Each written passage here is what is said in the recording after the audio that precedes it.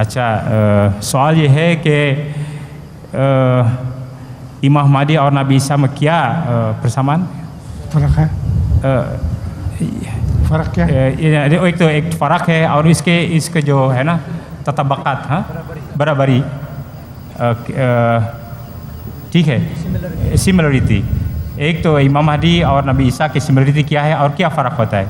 کیونکہ بعض کہتے ہیں کہ امام مہدی المسیح، کیا کہتے ہیں، المسیح موعود بھی کہا جاتا ہے. امام مہدی اور مسیح موعود یہ دو حیثیتیں ہیں ایک ہی شخص کی،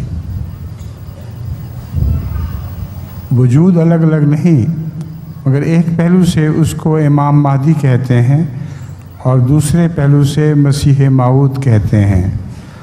حضرت مسیح موعود علیہ السلام نے اس مضمون پر بہت وضاحت سے روشنی ڈالی ہے. امام مہدی آپ کا مسلمان مقام ہے، منصب جو رسول اللہ صلی اللہ علیہ وسلم نے بحیثیت مسلمان آپ کو عطا فرمایا وہ امام مہدی کا ہے.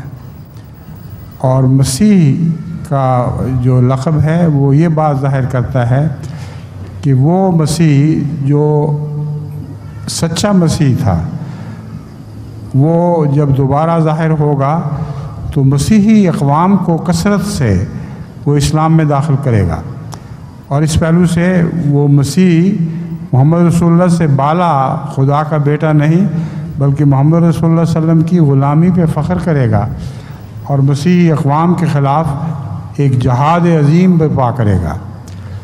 بس اس پہلو سے حضرت مسیح موعود علیہ السلام کا اندرونی اسلامی منصب امام مہدی کا ہے، اور بیرونی جو عیسائی دنیا سے جنگ کا آپ کا منصب ہے اس کو ہم مسیح موعود کہتے ہیں.